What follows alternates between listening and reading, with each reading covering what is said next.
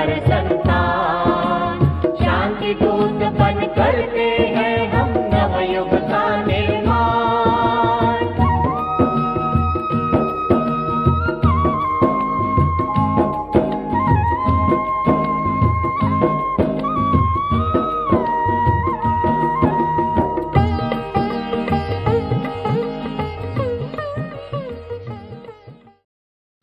ఇది కూడా బాబా మనకు నేర్పించారు. మీ అందరూ గృహస్థంలో ఉండండి. మీకు ఏదైతే రోల్ లభించిందో, పాత్ర, తల్లి, తండ్రి, ధనం సంపాదించే పాత్ర, ఇలా ఈ రోల్ కూడా అభినయించండి. కానీ మనస్సు ద్వారా నివృత్త స్థితి.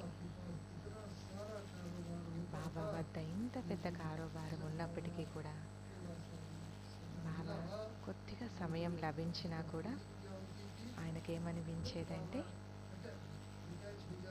బాబా డిటాచ్ అయిపోయేవారు. తర్వాత ఎవరికైనా దృష్టినిచ్చేవారు అనుకోండి,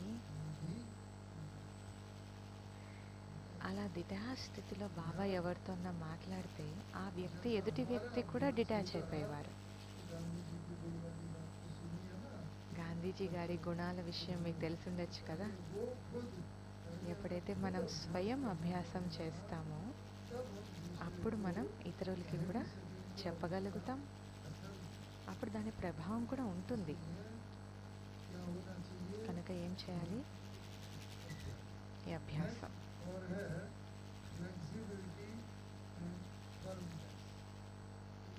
ఇంకొక బ్యాలెన్స్ ఏంటంటే ఫ్లెక్సిబిలిటీ మరియు ఫర్మ్నెస్. ఎక్కడైనా మనకు ఫ్లెక్సిబుల్గా ఉండాల్సిన అవసరం ఉందనుకోండి. జీవితంలో అన్నిటికంటే ఫ్లెక్సిబుల్గా ఉండేది ఏది చెప్పండి? ఫ్లెక్సిబుల్ అంటే ఎట్లా కావాలంటే అట్లా తిరుగుతుంది, రబ్బర్ లాగా. నీరు కదా, నీరు అన్నిటికంటే ఫ్లెక్సిబుల్. ఎందులోకి వేస్తే అందులో వెళ్ళిపోతుంది, అది అడ్జస్ట్ అయిపోతుంది. గ్లాస్లో వేస్తే గ్లాస్ లాగా అయిపోతుంది, కప్పులో వేస్తే కప్పులో సెట్ అయిపోతుంది, స్పూన్ పైన తీసుకుంటే స్పూన్లో సెట్ అయిపోతుంది, ప్లేట్లో తీసుకుంటే ప్లేట్లో సెట్ అయిపోతుంది. కానీ ఫ్లెక్సిబుల్ అంటారు. ఎప్పుడైతే మన జీవితంలో ఈ ఫ్లెక్సిబిలిటీ ఉంటుందో అప్పుడు మనం ఎప్పుడు ఇలా అనం, ఈ వ్యక్తితో అయితే నేను బాగా అడ్జస్ట్ అయిపోతాను, వీళ్ళతో అడ్జస్ట్ కాలేను. మనం అందరితో అడ్జస్ట్ అవ్వచ్చు ఎప్పుడైతే మనం ఫ్లెక్సిబుల్గా ఉంటామో. ఫ్లెక్సిబుల్ వస్తువు ప్రతి ఒక్కరితో అడ్జస్ట్ అయిపోతుంది. కానీ సంబంధాలలో కఠినత్వము, ఫ్యామిలీ ఎప్పుడు తెగిపోతుందంటే ఫ్లెక్సిబుల్ లేనప్పుడు సంబంధాలు తెగిపోతాయి. నేను పెద్దవాడిని, నేను చెప్పింది వినాలి, వీళ్ళు నాకంటే చిన్నవాళ్ళు, ఇలాంటి భావనలు. నేను ధనవంతుణ్ణి, వీళ్ళు నౌకర్లు, వీరే నా మాట వినాలి.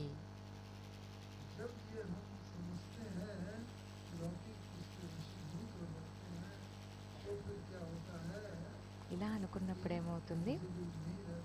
ఫ్లెక్సిబుల్గా ఉండరు.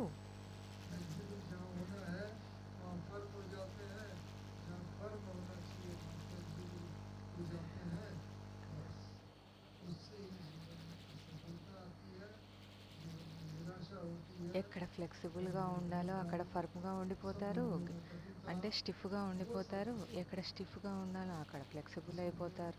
అప్పుడు జీవితంలో చాలా డిస్టర్బెన్సెస్ వస్తాయి. ఎక్కడైతే మనం దృఢంగా స్ట్రాంగ్గా ఉండాలో అక్కడ ఫర్మ్గా ఉండాలి, అంటే స్ట్రాంగ్గా ఉండాలి. ఎక్కడైతే అడ్జస్ట్ కావాలో అక్కడ కావాలి. అందుకే బాబా చెప్తారు, బాలక్ సో మాలిక్. బాలకులు కూడా కండి, యజమానులు కూడా కండి. ఎక్కడ ఆయన పరివారం అంతా కూర్చొని డిస్కస్ చేస్తోందో అక్కడ మీరు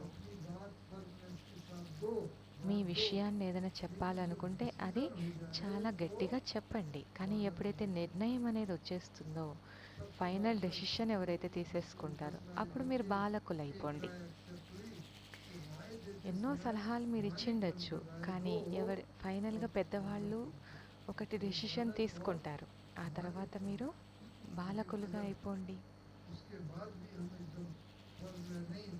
లేదు, నా ఐడియానే బాగుంది, నాదెందుకు ఒప్పుకోలేదు, నాదే అన్నిటికంటే మంచి ఐడియా అని ఫర్మ్గా ఉండిపోయారనుకోండి, జిద్దుగా ఉండిపోయారనుకోండి, అప్పుడు మనకి దుఃఖము, చింత అవన్నీ వచ్చేస్తాయి. అప్పుడు ఘర్షణలు ఏర్పడతాయి. అప్పుడు నిశ్చింత చక్రవర్తిగా కాలేమన్నమాట. కాబట్టి ఈ బ్యాలెన్స్ కూడా అవసరం. మరి ఇంకొకటి నెక్స్ట్ బ్యాలెన్స్ ఇంట్రావర్ట్నెస్, ఎక్స్ట్రావర్ట్నెస్. గంభీరత మరియు రమణీకత యొక్క బ్యాలెన్స్ కూడా కావాలి. ఎక్కడ గంభీరంగా ఉండాలి, ఎక్కడ రమణీకంగా ఉండాలి. బాబా కూడా రమణీకంగా ఉండేవారు. బాబా బ్యాడ్మింటన్ ఆడేవాళ్ళు, క్రికెట్ కూడా ఆడేవాళ్ళు. పదండి పిల్లలారా, పాటలు కూడా పాడేయడం మేము చూసాం బాబాను పిక్నిక్ వెళ్ళేటప్పుడు.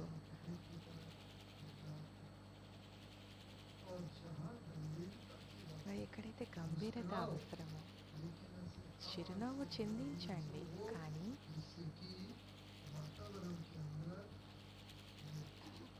ఇంత గట్టిగా నవ్వకూడదన్నమాట. వాతావరణంలో శబ్దం వచ్చే విధంగా నవ్వకూడదు. గంభీరంగా ఉండాలి, నవ్వాలి. అన్నిటికంటే గొప్ప అలంకారం ఏది చెప్పండి? దివ్య గుణాలది కదా. స్థూలంగా కూడా మంచి అలంకారం ఎవరైతే చేసుకుంటారో, బాబా కూడా మనకి 3 అలంకారాలు ఇచ్చారు. అందరికీ తెలుసు కదా, అవి చెప్పండి అందరు అన్నయ్యకి. ఒకటి కిరీటం, తిలకం. కిరీటం ఉంటే మనిషి యొక్క ఆకర్షణనే మారిపోతుంది. సాధారణంగా ఉన్న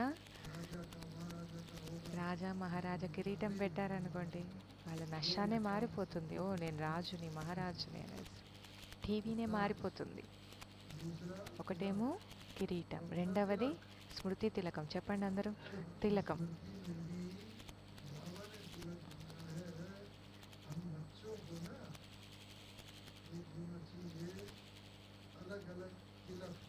రకరకాల తిలకాలు ఉంటాయి. మామూలుగా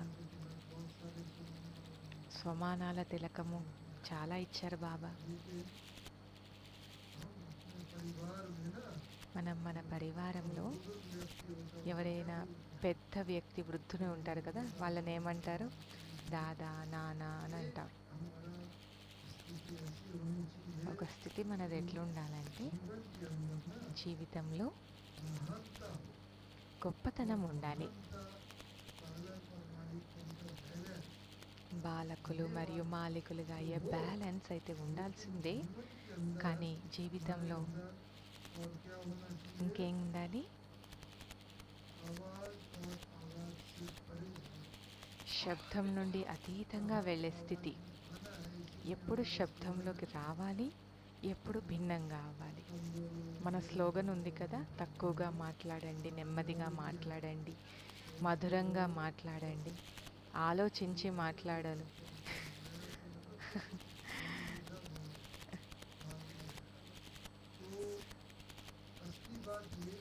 వాస్తవిక విషయం ఏంటంటే, ఎప్పుడు మనం శబ్దం నుండి భిన్నంగా కావాలి, ఎప్పుడు శబ్దంలోకి రావాలి.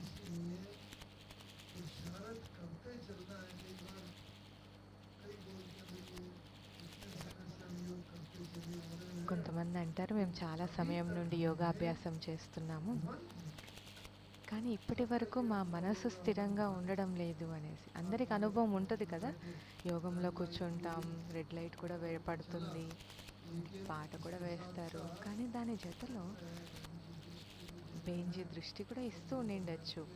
గద్దెపై కూర్చొని శక్తి అయితే లభిస్తుంది, కానీ మనస్సేమో లోపల భ్రమిస్తూ ఉంది. మనస్సు ఎక్కడ ఇంట్రెస్ట్ ఉంటుందో అక్కడికే పరిగెడుతుంది. ఒకవేళ మీకు ధనం సంపాదించే ఇంట్రెస్ట్ ఉంటే అక్కడికి పోతుంది. ఏదైనా వ్యక్తి పట్ల ఆకర్షణ ఉంటే మనస్సు అక్కడ పరిగెడుతుంది. ఎక్కడైనా క్రికెట్ నడుస్తూ ఉంది, స్పోర్ట్స్ మ్యాన్కి వాళ్ళ వైపు వెళ్ళిపోతుంది, మనస్సు పరిగెడుతుంది. మరి ఏం చేయాలి మనస్సుని? బ్రహ్మ బాబాది కూడా పరిగెత్తేది.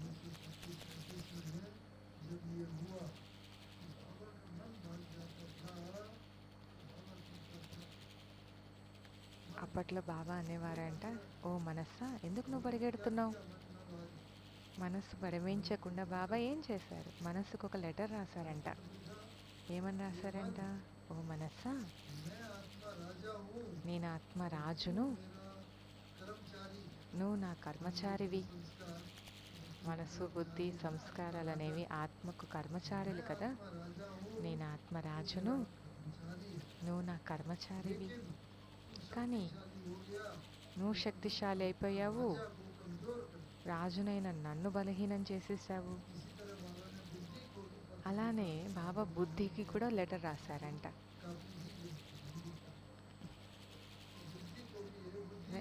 హే బుద్ధి, నువ్వు కూడా మనస్సుతో పాటు మనసు చెప్పినట్లు పరిగెడుతూ నిన్నావు. ఆత్మ రాజునైన నన్ను బలహీనం చేసేసావు.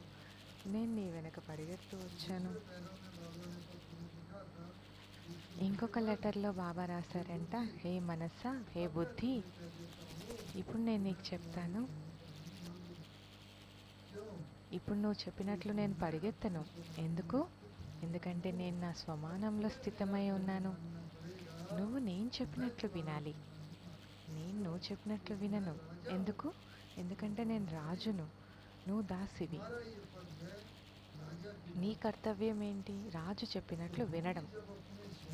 కనుక మనం కూడా ఎప్పుడైతే స్వమానంలో నేను ఆత్మ, ఈ శారీరక కర్మేంద్రియాలకు, సూక్ష్మ కర్మేంద్రియాలైన మనస్సు, బుద్ధికి యజమానిని, రాజును అన్నది ఉంటుందో, ఆ స్వమానంలో ఉన్నప్పుడు నేను మాస్టర్ సర్వశక్తివానని, అప్పుడు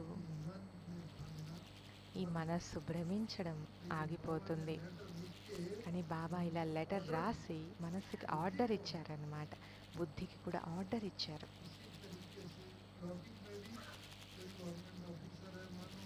లౌకికంలో కూడా ఎవరైనా గవర్నమెంట్ ఆఫీసర్, రాజకీయ నాయకుడు చైర్లో ఉన్నంత వరకు అందరూ ఒప్పుకుంటారు. ఆయన ఏం చెప్తే అందరూ వారి విషయాలను ఒప్పుకుంటారు. కానీ ఆయన సీటు దిగేశాడు, ట్రాన్స్ఫర్ అయిపోయాడు, వేరే చోటుకి వెళ్ళిపోయాడు, అప్పుడు ఆర్డర్ వేస్తే ఎవరు ఒప్పుకోరు. అలానే ఎప్పుడైనా పరిస్థితి వచ్చినప్పుడు స్వమానంలో కూర్చొని ఆ శక్తులను ఆర్డర్ చేసి పిలవాలి. ఓ సహన శక్తి, నువ్వు నా దగ్గరికి రా. ఇప్పుడు నా ఎదురుగా ఈ పరిస్థితి వచ్చి ఉంది, నువ్వు నేను చెప్పినట్లు ఇప్పుడు వినాలి, రా. ఇలా ఆర్డర్ చేసినప్పుడు అప్పుడే అది జరగడం మీరు చూడగవచ్చు. ఊరికే మనం వచ్చాము, కూర్చున్నాము, స్వమానంలో స్థితం కాలేదనుకోండి, అప్పుడు ఆ మనసు నా మాట వినాలంటే వింటుందా? వినదు. కనుకనే ఏం అవసరం? అంతిమ సమయం కొరకు స్వయాన్ని ఇప్పుడు రెడీ చేసుకోవాలి మనం. ఏం చేయాలి ముఖ్యంగా అంటే, ఒక గుణం చాలా ముఖ్యమైంది. ఒకటేమో బాబా చెప్పారు, వర్తమాన సమయంలో ప్రతి బిడ్డకు నిర్ణయ శక్తి, పరిశీలన శక్తి తీవ్రంగా ఉండాలి. ఎందుకంటే మాయ ఇప్పుడు సాధారణ విషయంలో రాదు. క్రోధము, అహంకారం, ఈర్ష్య, ప్రతీకార భావన, ఇది మనకు తెలిసిపోతుంది, ఇది వికారము అనేసి. ఎందుకంటే అది పెద్ద రూపంలో వస్తుంది, అది తెలిసిపోతుంది. మనం జాగ్రత్త పడిపోతాం, వాటిని రానివ్వం. కానీ ఇప్పుడు మాయ పెద్ద రూపంలో రాదు, చాలా రమణీక రూపంలో వస్తాయి. ఆ రూపాన్ని మనం గుర్తించాలి. సాధారణ రూపంలో రాదు, లాస్ట్లో అది మనందరికీ తెలుసు. మాయ యొక్క ఆ రూపాన్ని గుర్తించాలంటే ఏం చేయాలి? సూక్ష్మ రూపాలను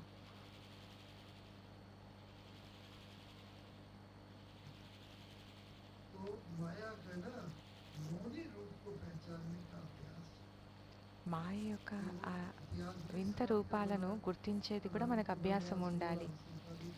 చూడండి, పురాణాల్లో చెప్తారు కదా, రామాయణంలో వనవాసానికి వెళ్ళినప్పుడు అన్నీ వదిలేసి వెళ్ళిపోయింది సీత కూడా. కానీ అడవికి వెళ్తూనే ఎక్కడ చిక్కుకునింది? తమ రాజ్యంలోని పెద్ద బంగారంతో వదిలేసి వచ్చింది ఆమె. కానీ ఒక బంగారు జింకను చూస్తూనే ఆకర్షింపబడిపోయింది. वो उस रूप के अलावा भी लक्ष्मण को भेजा। जब श्री राम ने मरा तो उसने आवाज निकाली, हे लक्ष्मण को ऐसा। రాముడు ఎప్పుడైతే బాణం వేస్తాడో అప్పుడు లక్ష్మణుడి వాయిస్ వింటారు. లక్ష్మణుడి శబ్దం విని అది కూడా గుర్తించలేకపోయారు ఇది లక్ష్మణుడు కాదు అనేసి. कोई भी राम का बाल बांका नहीं कर सकता, और ये वो आवाज नहीं है। नहीं, సో లక్ష్మణుడు చెప్తాడనమాట సీతకి ఇది రాముడి వాయిస్ కాదు అనేసి. అయినా కూడా గుర్తించలేకపోయింది ఆమె. फिर जब चली गई, फिर रावण आया वेश बदल के, उसको भी नहीं पहचान सका। మరి రావణుడు ఎప్పుడైతే వచ్చి పిలుస్తాడో అప్పుడు కూడా ఇది మాయ యొక్క రూపం అని కూడా గుర్తించలేకపోయింది. అంటే మాయ మామూలు రూపంలో రాదు, వేరే వేరే రూపాల్లో వస్తుంది. అది దాన్ని గుర్తించగలిగే శక్తి మన దగ్గర ఉండాలి. మరి ఎలా గుర్తించగలుగుతాం వాటిని? ఒకే ఒక పవర్ మన దగ్గర ఉండాలి. అదేంటి? బాబా ఏం చెప్పారు? ఏకాగ్రత శక్తి కావాలి. మన లోపలకి వెళ్ళి చూసుకోండి, నా మనస్సు ఎంత ఏకాగ్రంగా ఉంది. యోగంలో కూర్చున్నప్పుడు అర్ధగంట కూర్చుంటాం, కానీ ఎంత సమయం నా మనస్సు భ్రమించింది, ఎంత సమయం బాబాతో కనెక్ట్ అయి ఉన్నింది. ఎప్పుడైతే ఏకాగ్రత అనేది ఉండదో అప్పుడు మాయతో ఓడిపోతారు, మాయను గుర్తించలేకపోతారు. ఏదైనా వస్తువు లౌకికంలో కూడా సఫలత ఎవరికి లభిస్తుంది? ఒకసారి సచిన్ టెండూల్కర్ని అడిగారనమాట, ఎందుకంటే ఆయన చాలా సఫలత పొందాడు జీవితంలో. మీ రహస్యం ఏంటి అని అడిగితే ఆయన చెప్పాడనమాట, ఏకాగ్రత, కాన్సన్ట్రేషన్. అర్జునుడిది కూడా చూడండి, ఏకాగ్రత వల్లనే ఆయన సఫలత పొందాడు. ఒకసారి ద్రోణాచార్యుడు అడిగినప్పుడు నీకేం కనిపిస్తుంది చెట్టుపై అంటే, నాకు చెట్టు కనిపిస్తుంది, పక్షి కనిపిస్తుంది అని అందరూ చెప్తారు. కానీ ఆయనకి ఆ కన్ను గుడ్డు మాత్రమే కనిపిస్తుంది. సో ఆ విధంగా ఏకాగ్రతను పెంచుకునే అభ్యాసం చేయాలి. కొంతమంది యోగంలో అయితే కూర్చుంటారు, కానీ ఎంత ఏకాగ్రత ఉండాలో అంత ఉండట్లేదు. ఇది అందరి అనుభవము ఉంటుంది. కనుక ఈ శక్తి ఏకాగ్రతను పెంపొందించుకునేందుకు కొన్ని అవసరం ఉంది. ఒకటి ఏకాంతం కావాలి. స్థూలంగా కూడా ఇంట్లో కూడా ఎప్పుడు టైం దొరుకుతాయి అప్పుడు అన్ని కోలాహలం నుండి దూరంగా ఏకాంతంలో కూర్చుండిపోండి, అందులోనే సైలెన్స్లో. ఒకటి బాహ్యంగా ఏకాంతం, ఇంకొకటి మనస్సు యొక్క ఏకాంతం.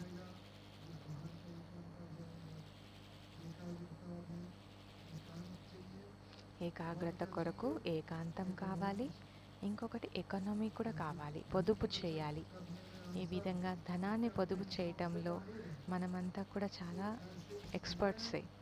అలానే సమయం మరియు సంకల్పాల పొదుపు, ఈ రెండు ఖజానాలు కూడా ఎంత వీలైనంత సంకల్పాల శృంఖల మొదలవుతూనే ఒకటి తర్వాత వస్తూనే ఉంటాయి కదా, వాటిని మనం పొదుపు చేయాలి. సంకల్పాలు పొదుపు చేస్తే సమయం కూడా ఆటోమేటిక్గా పొదుపు అవుతుంది. ఈ ఎకనామీ, ఇవన్నీ ఎప్పుడు వస్తాయి? మూడవది ఏకనామీ. ఏక్ అంటే ఏక్, ఒకరు. నామీ అంటే ఒక్కరి పేరు. ఒక్కరిపైనే మనం నిమగ్నమై ఉన్నప్పుడు ఏకాంతం వస్తుంది, అలానే పొదుపు కూడా అవుతూ ఉంటాయి. ఇలా సఫలత మనం ప్రవృత్తి చేసుకుంటాం. ఎందుకంటే లాస్ట్ సమయంలో ఏం అవసరం ఉంటుంది? సాక్షిగా ఉండే అవసరం ఉంటుంది. మన ఎదురుగా ఎంతోమంది సంబంధికులు, కొంతమంది దెబ్బలు తిని ఉంటారు, కొంతమంది మరణిస్తూ ఉంటారు. లాస్ట్లో రక్తపాతం చాలానే జరుగుతుంది. కానీ ఆ టైంలో సాక్షిగా మనం ఉండగలగాలి. वो हमारी अवस्था को डायवर्ट न करे। ఆ దృశ్యాలు మన స్థితిని కదిలించకూడదు. దాని కొరకు ముఖ్యంగా 5 విషయాలు అవసరం సాక్షి దృష్ట కొరకు. पहला ये अनुभव మొదటిది ఏంటంటే आत्मा दृष्टा। मैं నేనాత్మ దృష్టను. दूसरी चीज రెండవది जो है ఈ ये కళ్ళు ఏవైతే ఉన్నాయో ఇవి కేవలం దృష్టి. है అది దృష్ట, ఇది దృష్టి. जैसे खिड़की के पास जाके हम ఏ విధంగా కిటికీ దగ్గరికి వెళ్తే మనం బయట దృశ్యాలన్నీ చూస్తాం కదా, చూసేవాళ్ళం మనం కదా, కిటికీ కాదు. थ्रू हम बाहर का కిటికీ ద్వారా మనం బయట దృశ్యాలు చూస్తాం. అలానే ఈ కళ్ళు కూడా కిటికీ లాంటివి. చూసేది ఎవరు? ఆత్మ. కాబట్టి దృష్ట ఎవరు? ఆత్మ. दृष्टा दृष्टि।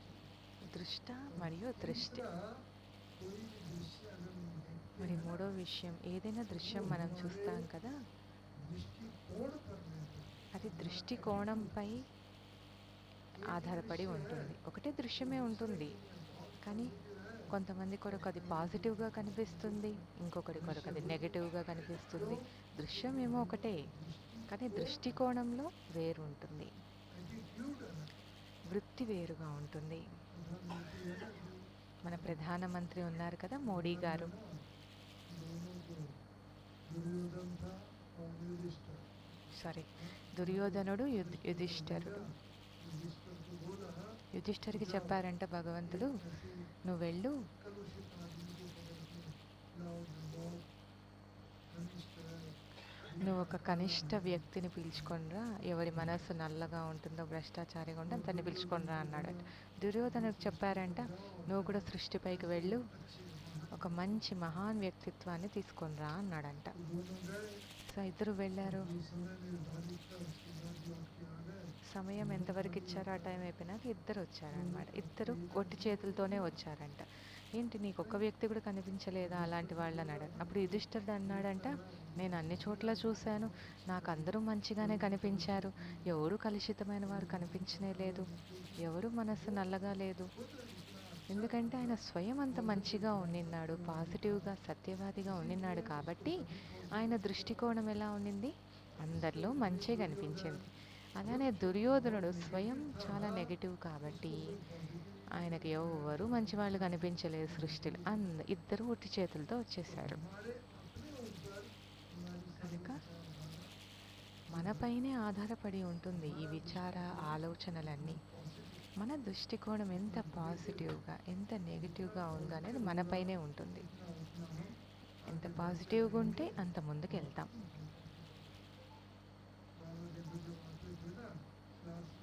బాబా ఎప్పుడైతే క్లాస్కి వచ్చేవాళ్ళు కదా, మీరందరూ పాండవ భవన్కి వెళ్ళి ఉంటారు కదా, హిస్టరీ హాల్లో 3 సోఫాలు ఉంటాయి, గద్దీ ఉంటుంది.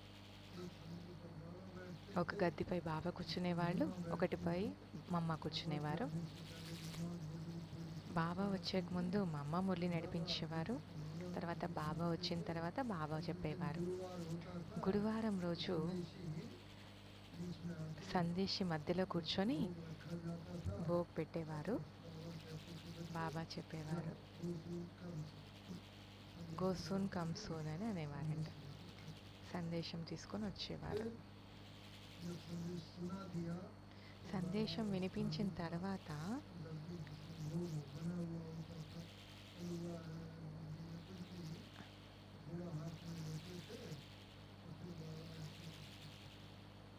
बच्ची आओ आओ बच्ची आओ आओ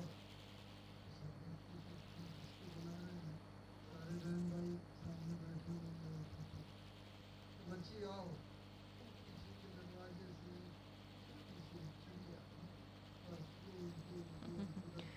భోగ్ పెట్టిన తర్వాత చేతిలో ఇలా హల్వా ఏదైతే భోగ్ ఉంటుందో అది తీసుకొని బాబా పిలిచేవారంట, రా బిడ్డ రా బిడ్డ అనేసి. అందరు చూసేవాళ్ళంట, ఎవరిని పిలుస్తున్నారబ్బా బాబా అనేసి. కానీ లాస్ట్లో హిస్టరీ హాల్లోంచి ఒక చిన్న పిచ్చుక వచ్చేదంట. పిచ్చుక వచ్చి బాబా చేతిపై కూర్చునేదంట, అది తినేదంట భోగు. సో బాబా ఆ బిడ్డను పిలిచారనమాట. खा के उसके बाद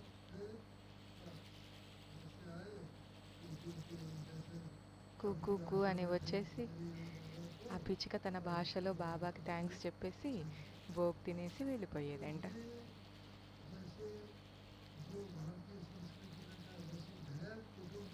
భారతీయ సంస్కృతిలో చెప్తారు కదా, వసుధైవ కుటుంబకం, వసుధ అంతా మన కుటుంబమే అనేసి. ఆ ఫీలింగ్ బాబాలో చాలా కనిపించేది. కేవలం మనుష్యులే కాదు మన కుటుంబం.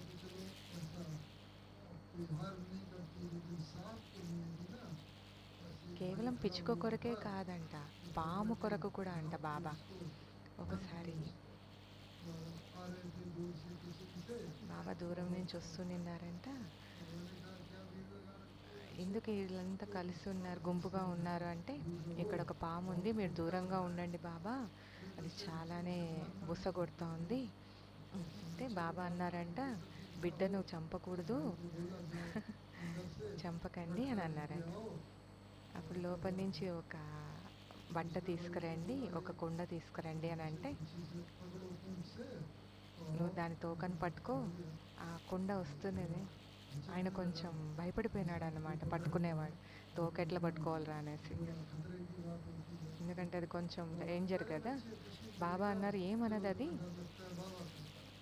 నీకు భయం వేస్తుందా, నేనే చేస్తానులే అనేసి. బాబా ముందుకు వచ్చేటప్పటికి పిల్లలందరూ వద్దొద్దు బాబా, మేమే పట్టుకుంటాము అనేసి చాలా బుస్ బుస్ కొట్టేది అది. బాబా వస్తూనే ఎదురుగా అది శాంతిగా అయిపోయిందంట.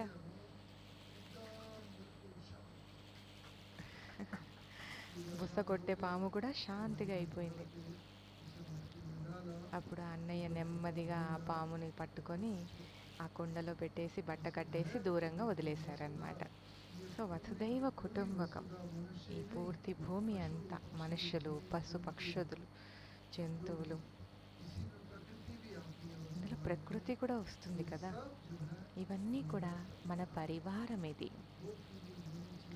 ఆ ఫీలింగ్ మనలో రావాలి. ఆ ఫీలింగ్ బాబాలో కూడా ఉండింది, మనలో కూడా అలాంటి దృష్టికోణమే ఉండాలి. ఇవన్నీ ఏవైతే ఉన్నాయో ఇవి మనుషులకు ఒకటే కాదు కదా, ఇవన్నిటి కొరకు, పిల్లలైన మన కొరకు ఒక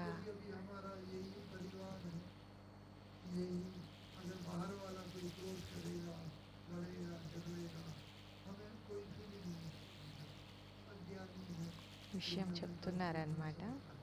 బయట వాళ్ళు ఏదైనా కోపం చేసుకున్నా మనమేం అనుకోమన్నమాట, పాపం వాళ్ళ జ్ఞానం లేదే అనుకుంటాం. కానీ ఎవరైనా బీకే అన్నారనుకోండి ఏదైనా మాట, వీళ్ళు ఎన్ని ఏళ్ళ నుంచి జ్ఞానంలో ఉన్నారే, వీళ్ళలో కూడా ఇలాంటి సంస్కారం ఉందా, ఇదేంటిది అని అలాంటి ఫీలింగ్ ఎప్పుడైనా వస్తుంది కదా. ఎవరి పట్లైనా కొద్దిగా నెగటివ్ దృష్టికోణం వస్తే, దాది ఎప్పుడు చెప్పేవారనమాట, సంబంధాలలో కఠినత్వం ఎప్పుడు వస్తుంది, దానికి ముఖ్య కారణాలు రెండు. ఒకటి మిస్అండర్స్టాండింగ్, అంటే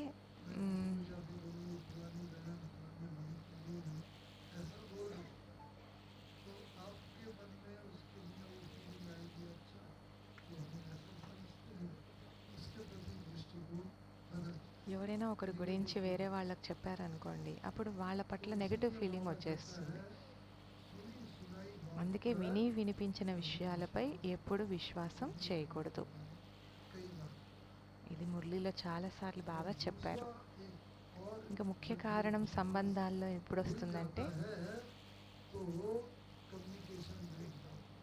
ఈ విశ్వాసం ఎప్పుడైతే పోతుందో పరస్పరంలో, అప్పుడు మాట్లాడటం మానేస్తారు. ముందు వాళ్ళు మాట్లాడితే తర్వాత నేను మాట్లాడతానని అనుకుంటాడు. ఇంకొకరు అనుకుంటారు వాళ్ళు మాట్లాడి మళ్ళీ నేను మాట్లాడతాను అనుకుంటారు.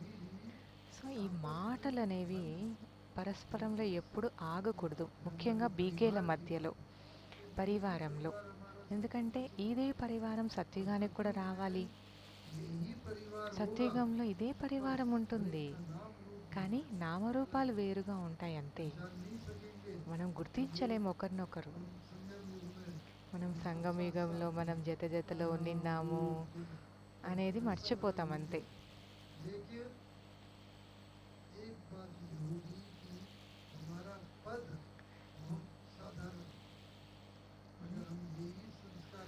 ఒకవేళ ఇవే సంస్కారాలు మనం తీసుకొని వెళ్ళిపోయామనుకోండి, అక్కడ మన పదవి చాలా తగ్గిపోతుంది. नेगेटिव भावना से ఒకరితో ఒకరు నెగటివ్ భావనతో చూడటం, प्रेम से आनंद से सुख से ఎందుకంటే అక్కడ అందరూ ప్రేమగా ఆనందంగా ये ఉంటారు. अगर किसी में डेवलप हो रहा ఒకవేళ हो అలా ఎవరిలో అయినా ఇప్పుడు ఉత్పన్నం అవుతూ ఉంటే, ఎవరి పట్లైనా మన భావనలు మారిపోతున్నాయి అని అనుకుంటే, అవి ఇప్పుడే ఏం చేసుకోవాలి? వీళ్ళ ముందు ఎంత మధురంగా ఉండిన్నారు, ఇప్పుడైతే అసలు మాట్లాడడమే లేదు అని ఇట్లాంటివి ఏవైనా అనిపిస్తూ ఉంటే ఇప్పుడే ఏం చేయాలి? వాటిని తొలగించుకోవాలి. कि हमारे आपके बीच में कोई गलत फहमी है, मिसअंडरस्टैंडिंग है और हम మీరే మొదట వెళ్ళి వాళ్ళతో మాట్లాడండి. అక్కయ్య, మీకు మాకు మధ్యలో ఏదో మిస్అండర్స్టాండింగ్ వచ్చింది, మళ్ళీ మనం మొదట్లాగా కలిసిపోతాము అని వెంటనే వారితో కలిసి మాట్లాడేసేయాలి. लेकिन इसकी वजह से हम बहुत साधारण पद के अधिकारी ఎందుకంటే ఈ ఒక్క చిన్న సంస్కారం వల్ల సత్యుగంలో మనం మన పదవిని చాలా తగ్గించుకునే వాళ్ళగా అయిపోతామన్నమాట. बुआ राजाई मिल जाएगी लेकिन वो तो इसीलिए కనుక बेफिक्र बादशाह నిశ్చింత చక్రవర్తిగా అయ్యేందుకు को काम మనం ఇతరుల్ని కాదు, స్వయాన్ని ఎక్కువగా చూసుకోవాలి. जितना देखते ఎంత స్వయాన్ని చూసుకుంటూ వెళ్తామో అంత భయపడము. कोई हम पुरुषार्थ करते हैं ఒక్కొక్కసారి మనం పురుషార్థం చేసిన సఫలత దొరకలేదనుకోండి, ఓటమిని ఒప్పుకునేస్తారు. क्लास में आते थे साकार दुनिया वाला సాకార బాబా క్లాస్లోకి వచ్చేటప్పుడు పుష్పం తీసుకొని చేతిలో వచ్చేవారంట. చూడు బిడ్డ, ఇది పుష్పము జడమైంది, మీరంతా చైతన్యమైన పుష్పాలు, సుగంధభరిత పుష్పాలు, వికసించిన పుష్పాలు. हर एक ये समझता था ఇప్పుడు అందరూ అనుకునేవారు, నేను సుగంధభరిత పుష్పాన్ని. फूल बनकर मुस्कुराना जिंदगी है ఒక కవిత చెప్తున్నారు అన్నయ్య, बनकर मुस्कुराना పుష్పంగా అయ్యి నవ్వడమే జీవితం, बुलाना जिंदगी है నవ్వుతూ మన దుఃఖాన్ని మర్చిపోవడమే జీవితం. हार कर भी मुस्कुराना క్లాప్స్ కొట్టండి. हार हो जाए जीवन में लगे ये पुरुषार्थ मैं इतनी बार कर रहा हूँ सफलता नहीं मिल रही है उसे छोड़ो करते चलो। విజయం పొంది నవ్వడం పెద్ద విషయం కాదు, ఓడిపోయినా నవ్వుతూ ఉండేవాడే గొప్పవాడు అనేది మన కవిత యొక్క సారం అన్నమాట. आप सुबह अमृत वेले उठ कर आए बैठे कुछ ये सोच लेते अरे बेवादी नींद आती है क्या फायदा इससे अच्छा घर में ही सो लो అమృత వేళ వచ్చినప్పుడు కొంతమంది అనుకుంటారు, ఇక్కడికి వచ్చినా నిద్ర వస్తుంది, ఇంట్లోనే ఉండి నిద్రపోవచ్చు కదా అని. ओम शांति